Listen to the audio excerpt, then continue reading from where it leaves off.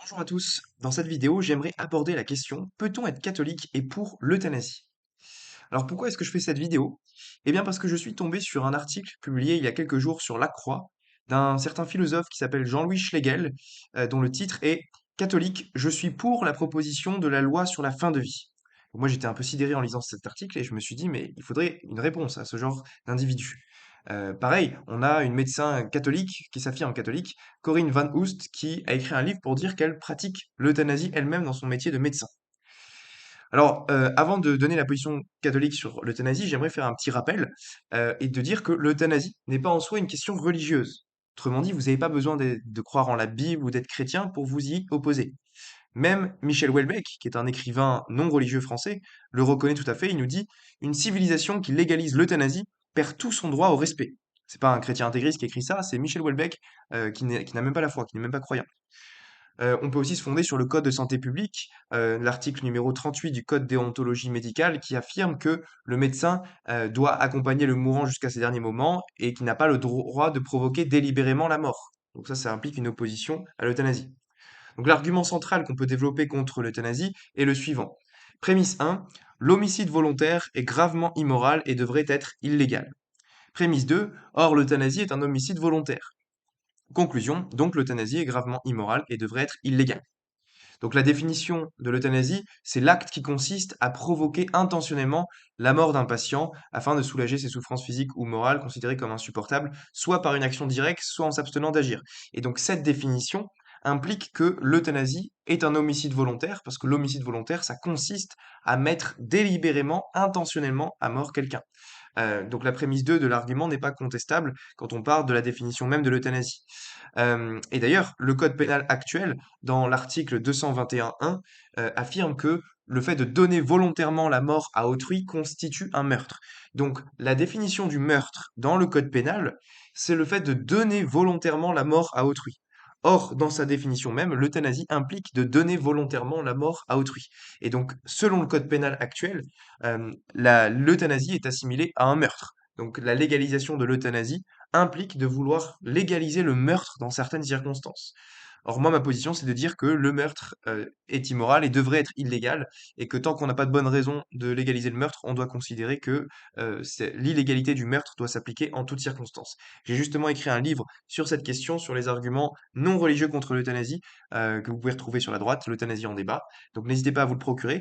Mais dans cette vidéo, ce qui nous intéresse, c'est, d'établir la position catholique sur l'euthanasie, donc de voir si est-ce qu'on peut se revendiquer catholique et défendre l'euthanasie. Alors, voyons un petit peu ce qu'enseigne le magistère, donc les enseignements officiels de l'Église à ce sujet. Quand on lit Evangelum Vitae de Saint Jean-Paul II, qui est l'encyclique la plus développée à ce sujet, il est clair que, il est toujours immoral de tuer directement et volontairement un être humain innocent. C'est ce qui est enseigné solennellement dans le numéro 57 de l'encyclique, où Jean-Paul II nous dit: «Avec l'autorité conférée par le Christ à Pierre et à ses successeurs, en communion avec tous les évêques de l'Église catholique, je confirme que tuer directement et volontairement un être humain innocent est toujours gravement immoral. Cette doctrine, fondée sur la loi non écrite que tout homme découvre dans son cœur à la lumière de la raison, est réaffirmée par la Sainte Écriture, transmise par la tradition de l'Église et enseignée par le magistère ordinaire et universel. La décision délibérée de priver un être humain innocent de sa vie est toujours mauvaise du point de vue moral et ne peut jamais être licite, ni comme fin, ni comme moyen en vue d'une fin bonne. Et Jean-Paul II poursuit en disant que rien ni personne ne peut autoriser que l'on donne la mort à un être humain innocent, fœtus, embryon ou adulte, vieillard, malade incurable ou agonisant. Personne ne peut demander ce geste homicide pour soi ou pour un autre confié à sa responsabilité, ni même y consentir explicitement ou non. Aucune autorité ne peut légitimement l'imposer, ni même l'autoriser. Alors l'Église refuse aussi, bien évidemment, l'acharnement thérapeutique, donc le fait de maintenir quelqu'un en vie coûte que coûte, quitte à s'acharner pour le maintenir dans l'existence, qu'on appelle aussi l'obstination déraisonnable. Et donc le catéchisme de l'Église catholique, numéro 2278, nous dit que la cessation de procédures médicales onéreuses, périlleuses, extraordinaires ou disproportionnées avec les résultats attendus peut être légitime.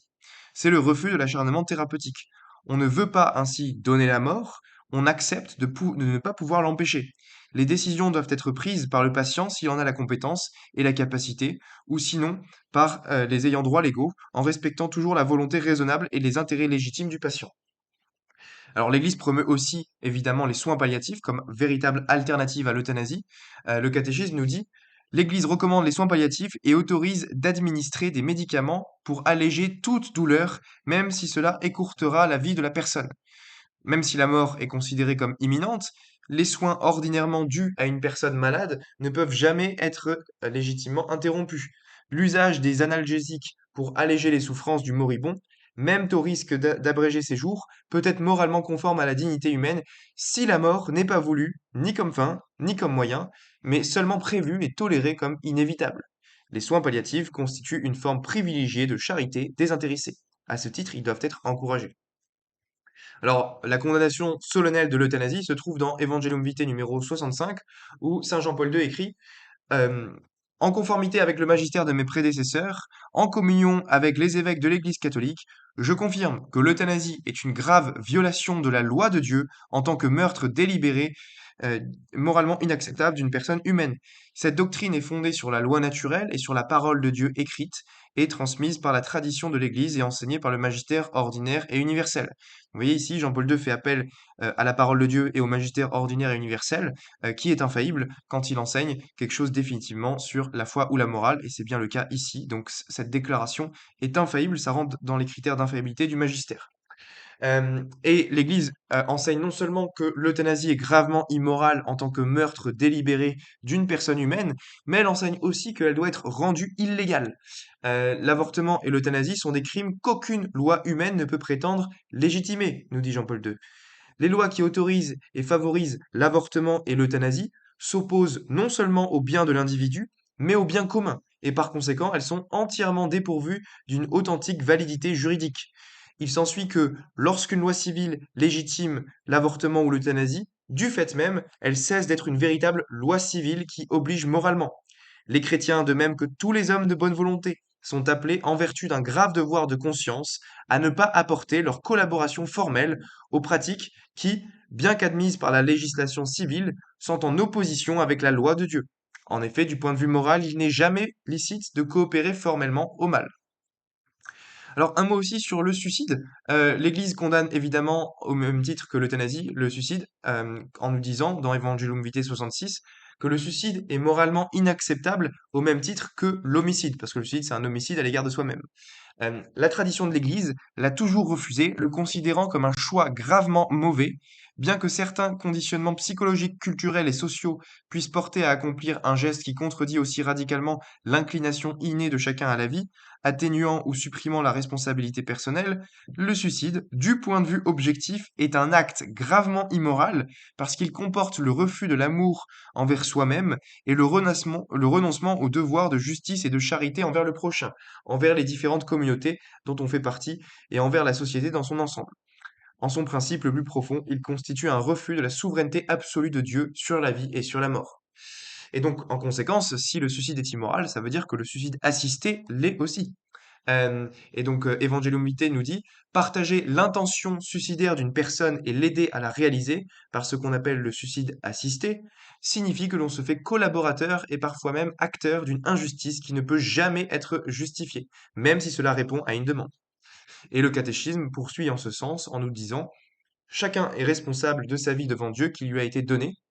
C'est lui qui en reste le souverain maître. Nous sommes tenus de la recevoir avec reconnaissance et de la préserver pour son honneur et le salut de nos âmes.